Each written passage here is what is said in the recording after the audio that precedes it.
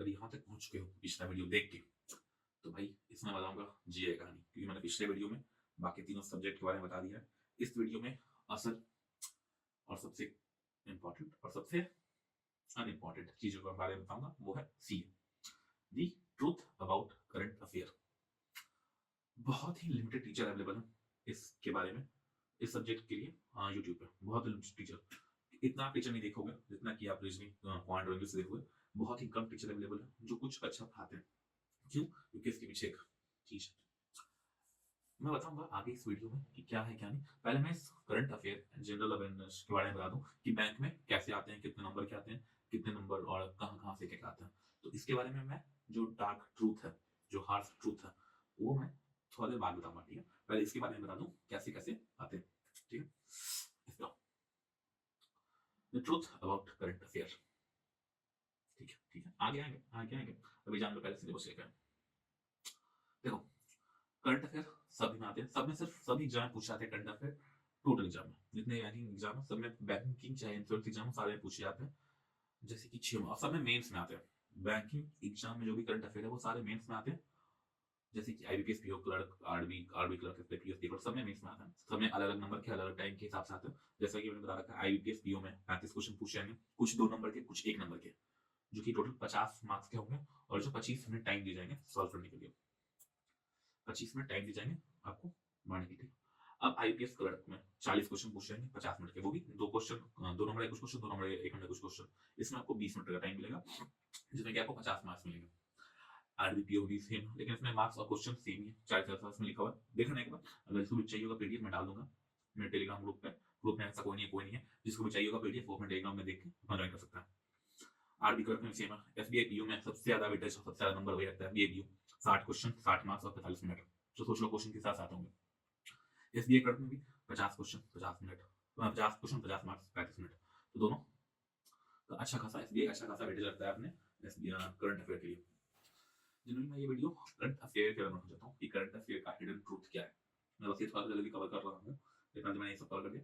मैं बस hidden truth बताऊंगा करंट अफेयर क्या है। जो भी नए एस्पिरेंट है, एज ए मेरा व्यू क्या रहा है करंट अफेयर के बारे में, मैं वो बताऊंगा कि मैं यहाँ अपना पर्सनल एक्सपीरियंस शेयर करने वाला हूँ। मैं कोई टीचर नहीं हूँ, ना ही कोई ऐसा कुछ हूँ। जो मेरे साथ बीता है वो मैं, क्योंकि मैं एक एवरेज गाय, एवरेज स्टूडेंट रहा हूँ पूरे एकेडमिक्स में। इस प्रिपरेशन में मैं एक एवरेज स्टूडेंट ही रहा हूँ। ना मैं पूरा सुपर ब्रिलियंट हूँ कि पूरा 100 आउट ऑफ 100 मार्क्स आ रहा है, और ना ही मैं नीचे वाला हूँ कि एकदम फेल हो रहा हूँ। तो मैं एवरेज गाय हूँ, और एवरेज गाय की तरह ही मैं इस चैनल पे और इस पे आप कंटेंट मिलेगा कि एक ऐसा एवरेज गाय कैसा फेस करता है, एक जो एवरेज स्टूडेंट हो कैसा फेस करोगे पूरे प्रिपरेशन में, और इसका क्या इंपॉर्टेंट लगता है। ठीक है, तो ये देखना अपना, मैं आगे बढ़ता हूँ। अब जो करंट अफेयर कितना पढ़ूँ मैं, कितना क्या क्या मैं पढ़ूँ।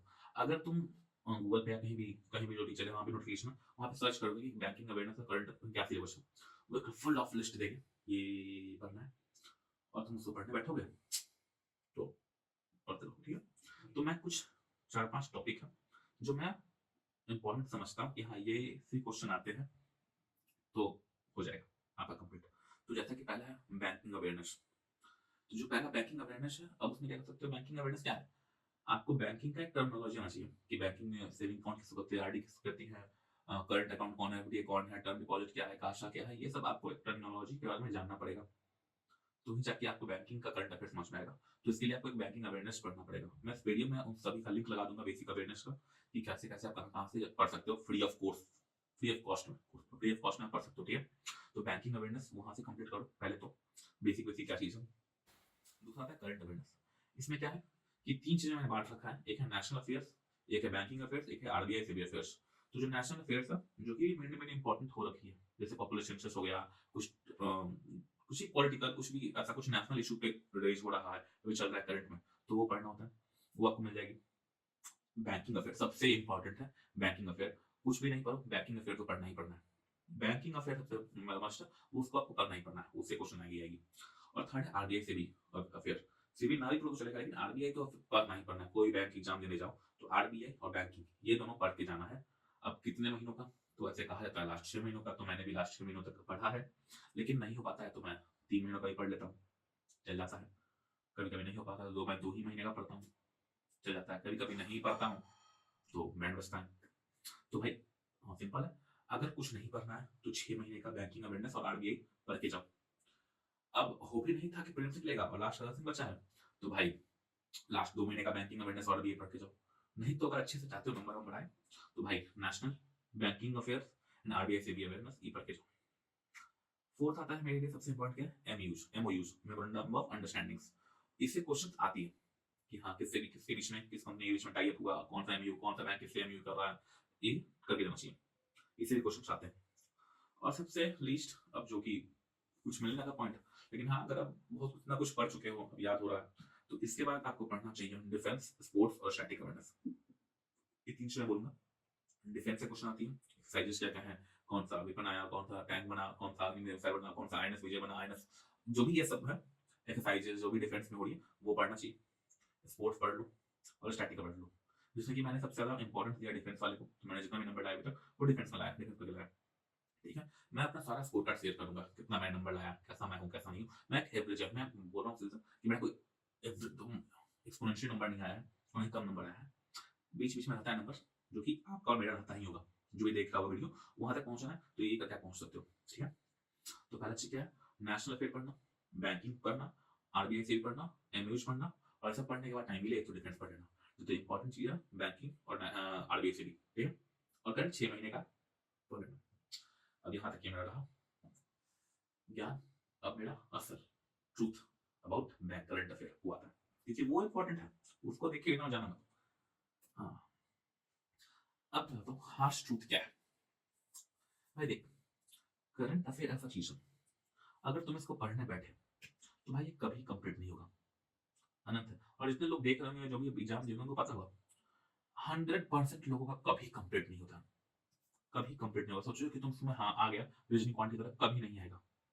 उसमें ऐसा ही क्वेश्चन पूछ देगा मॉक में या कहीं भी एग्जाम में जो तुम नहीं पढ़े होगे, और वो कभी कंप्लीट नहीं होगा। और तुम पढ़ते कहाँ से हो, मेनली कहाँ पढ़ते हो, ये तो पीडीएफ से पढ़ोगे, किसी भी सर का वहां से पीडीएफ पढ़ते हो, वो पीडीएफ कभी कंप्लीट नहीं होता है।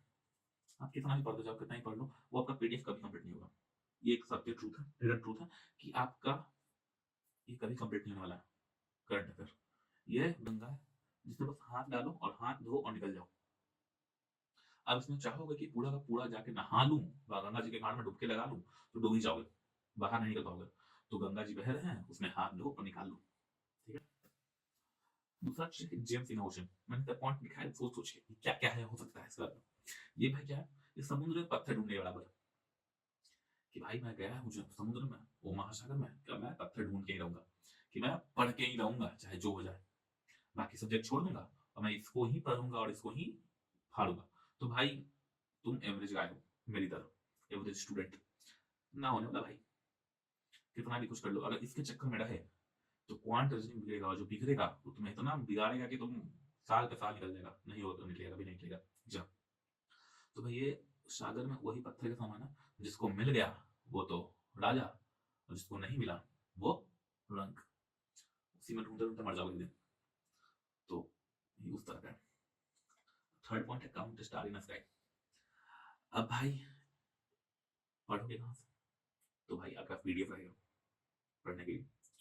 अब वो 200 पेज, 200 पेज, 180 पेज, 190 पेज, ऐसे ऐसे पीडीएफ बने होते हैं सबके।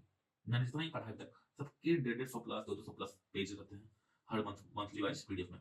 वो आपसे पढ़ा ही नहीं जाएगा, कितना भी आप रट लो, कितना भी आप पढ़ लो, वो आपसे पढ़ा ही नहीं जाएगा चाहे जो हो जाए। आपको सिर्फ पढ़ने मन है क्या, बैंकिंग अवेयरनेस, जो मेरा फेवरेट चीज था, जो मुझे अच्छा लगता है बैंकिंग अवेयरनेस पढ़ने में, और वही आप सिर्फ एक पढ़ पाओगे सही से, बाकी सारा का सारा कुछ याद रहेगा, कुछ याद नहीं रहेगा, कुछ याद रहेगा, कुछ याद नहीं रहेगा। तो ऐसा है, क्योंकि भाई स्टार्टिंग से कोई नहीं पढ़ता है करंट अफेयर, कुछ ही लोग हैं जो हर डेली वाइज करंट अफेयर पढ़ रहे हैं, बाकी सब प्रीलिम्स देने के बाद ही करंट अफेयर को पकड़ते हैं 90% लोग। ठीक है, तो उन लोगों से कभी कंप्लीट नहीं होगा कि हाँ हर पीडीएफ कंप्लीट कर जाए। दूसरा तो वो तारा कितने बराबर है कि आप पहला 10 पॉइंट पढ़ोगे, 10 चीज पढ़ोगे, फिर आगे जब पढ़ोगे तो 10वां भूल जाओगे, कहाँ तक कहाँ तक कहाँ तक आ जाता है, ये हाँ ये इसके बीच हुआ था, इसके बीच हुआ था, वो उसके बीच हुआ था, किसके बीच हुआ था, भूल गया। तो याद अच्छी। अब पढ़ते कहाँ से हो, आप जब पढ़ने बैठोगे जी तो क्या होगा, आप पीडीएफ पे पीडीएफ डाउनलोड कर रहे होगे, सिर्फ और सिर्फ पीडीएफ डाउनलोड कर रहे होगे। यहाँ से पढ़ लेता हूँ, यहाँ से पढ़ लेता हूँ, यहाँ से पढ़ लेता हूँ, यहाँ से पढ़ लेता हूँ, यहाँ से पढ़ लेता हूँ, यहाँ से पढ़ लेता हूँ, यहाँ से पढ़ लेता हूँ, यही करके आपका सिर्फ और सिर्फ मोबाइल में वो पीडीएफ धड़ा का धड़ा जाएगा, आप कुछ नहीं पढ़ पाओगे। तो क्या करें, इतना तो बता दिया। हाँ एक और चीज, इसमें आपको कभी कॉन्फिडेंस नहीं आएगा कि हाँ मेरा जीए कंप्लीट हो चुका है और मैं तो फाड़ दूंगा जीए में। कभी नहीं हो पाएगा कंप्लीट इस जीए में। ठीक है, तो मैं इतना आपको डिमोटिवेट क्यों कर रहा हूँ जीए करने में? मैं अपना एक्सपीरियंस बताऊं। मैंने जब आईबीपीएस पीओ पहला बार 2024 में दिया था, तो मैंने उसमें जी फाड़ मेहनत किया था जीए में, जी फाड़। तो भाई जब एग्जाम आया तो ठीक ठाक गया मेरा। तो जब रिजल्ट आया उसका, तो भाई साहब नील बटे सन्नाटा। इतना कम जीए में मार्क्स की कुछ कह नहीं सकता। तो मैं बोला हो सकता है भाई कि मेरे से गलती हुआ होगा। तो मैंने बोला ठीक है चलो, अच्छी कोई बात नहीं। फिर एसबीआई क्लर्क का बारी आया, 2024 का पेपर जो इस साल हुआ, 2025 में हुआ था फरवरी में। क्योंकि पिछले साल मैं 2 ही पेपर निकला था प्रीलिम्स का, तो जब मैंने स्टार्ट किया था प्रिपरेशन, तो मैंने फिर पढ़ा जी क्वांटिटेटिव छोड़ के, बहुत लागे पढ़ा। कुछ तरह का 24 घंटे क्लास में चला था, मैंने वो भी अटेंड किया था। तो मैंने खूब पढ़ा था जी, खूब हर जगह से पढ़ा था जी, कहीं समझ नहीं छोड़ा था। अब क्या हुआ कि उसमें ऐसा क्वेश्चन आया, ऐसा क्वेश्चन आया कि मेरा क्या बोले नहीं बता सकते हैं कितना नहीं पता। उस चक्कर में मैंने क्वांटिटेटिव छूट गए थे। मेरा एग्जाम में पसीना बह रहा था, इस तरह से हो गया था। मैं बैठा हूँ पसीने छूट रहा है एग्जाम में, लिटरली पसीना आ रहा था मेरे एग्जाम में माथा से, सिर से पसीना बह रहा है। तो ऐसा हालत हो गया था मेरा जीए में। तब से मैंने डिसाइड किया कि भाई जीए नहीं होने वाला है, तो इसको औकात भरी करो जितना होता है, बाकी टाइम क्वांट रीजनिंग को ही दो। अब भाई देखो, तुम कैसे एस्पिरेंट हो कैसे नहीं ये तुम ही जानते हो, लेकिन मैं इतना कह दूं मेजॉरिटी ऑफ लोग मेरे से कनेक्ट करेंगे कि भाई जीए कभी कंप्लीट नहीं होता है। और जीए कंप्लीट होगा भी, लेकिन एग्जामिनर चाहे तो आपका वो फाड़ देगा। अभी वो वैसे ही मेरे साथ हुआ है। मैंने जितना भी मेंस एग्जाम इस साल दिया, जितना भी एग्जाम दिया, मैंने जीए बहुत कम पढ़ा, बहुत कम, ना के बराबर मैंने पढ़ा। मतलब ना के बराबर तो नहीं कर सकता, मैंने बहुत लिमिटेड जीए पढ़ा। जैसे बैंकिंग, नेशनल, एमयूज, डिफेंस के जो मैंने लिखा, वैसे ही मैंने पढ़ा और एग्जाम में उसी हिसाब से आया। क्यों आया? क्योंकि एग्जामिनर भी इस साल जीए को आसान किया था, नॉर्मल पूछ रहा था। तो एग्जामिनर पे डिपेंड करता है कि वो जीए कैसा पूछ रहा है। और आजकल का एग्जामिनर पागल हो चुका है, उसका मन है कि भाई मैं तुम्हें पास करना चाहता हूँ तो मैं तुम्हारा नाम पूछूंगा, अगर मैं तुम्हें पास करना नहीं चाहता हूँ तो मैं अपने नाना का नाम पूछूंगा। तो भाई जीए पे ध्यान उतना ही देना जितना दे सको, क्योंकि क्वांट रीजनिंग छोड़ के जीए पढ़ोगे पढ़ोगे तो भाई साहब तुम्हें ले डूबेगा। ठीक है, तो गंगा जी में उतना ही हाथ धो जितना गंदा हो। पूरा मैच छोड़ने निकलोगे ना जीए से तो तुम्हें डुबा के मारेगा। ठीक है, अब एक बात बताओ क्यों मैं ऐसा बोल रहा हूँ। मैंने तो इस साल पूरे अच्छे से पढ़ा था, ठीक ठाक पढ़ा। मुझे तो बोला कि हाँ जी मैं ठीक ठाक पढ़ा, थोड़ा पढ़ा था, तो सारे एग्जाम मेरे ठीक ठाक निकल रहे थे जी। जब मैं आरआरबी पीयू का एग्जाम लेके आया, वो अजीब ही क्वेश्चन लेके आया। वो लेके आया एसएससी का क्वेश्चन, बैंकिंग से वो पूछ नहीं रहा है, नेशनल से वो पूछ नहीं रहा है। अब क्वेश्चन कैसे, क्वेश्चन कैसे ऐसे, कुछ क्वेश्चन तो इतने आसान कि आप बोलोगे इसका आंसर यही है ना। एक क्वेश्चन पूछा था उसने, कोहिमा किस स्टेट का कैपिटल है? तो आप, नागालैंड का कैपिटल है, असम का कैपिटल है, मणिपुर का कैपिटल है, किसका कैपिटल है, अरुणाचल प्रदेश का कैपिटल है। अब आपको इतना सा क्वेश्चन लग रहा है क्योंकि वहां पे आपको दिमाग काम नहीं करेगा। फिर उसने पूछा कंचनजंगा नेशनल पार्क कहाँ है? अब ये ऑप्शन में सिक्किम, अरुणाचल प्रदेश, केरला ये सब लिखा हुआ है। इतना आसान क्वेश्चन है, अभी आपको याद नहीं आएगा कहाँ कहाँ है। आप क्योंकि पढ़ रहे हो बैंकिंग में, अब वो पता नहीं कहाँ से पूछेगा। तो इसलिए बोल रहा हूँ कि थोड़ा सा लिमिट में पढ़ो। ठीक है, अब मैं इस वीडियो को थोड़ा सा अभी एंड करता हूँ। इतना ही ट्रूथ है भाई, तो हिसाब से पढ़ना, इतना ही पढ़ना कि बचा सको। ठीक है, अब मैं वीडियो का लंबा खींचूंगा नहीं, इतना ही काफी है। ठीक है, और मेरे पीटीएफ टीचर कुछ नाम लेता हूँ, जैसे कि कपिल सर लर्निंग नीति पर, वो आपको ठीक ठाक पढ़ा देते हैं, वहां से आप पढ़ सकते हो। अड्डा पे स्टैटिक अवेयरनेस के लिए जो भी बहुत दो सर है, वहां से आप पढ़ सकते हो स्टैटिक अवेयरनेस के लिए, कि अड्डा पे लास्ट में वो अच्छा खासा देते हैं पीडीएफ, वो हर एक पॉइंट बताते हैं स्टैटिक के लिए, वहां से पढ़ सकते हो। और गाइडली का सीए बंडल ले सकते हो, यहाँ से कर सकते हो। ठीक है, मैं इस वीडियो को पेंट करता हूँ, मैं पीडीएफ लगा दूंगा टेलीग्राम ग्रुप पे, आप वहां से देख सकते हो क्लासेस कैसी कैसी हैं। ठीक है, चलो बाय, अगले वीडियो में मिलते हैं।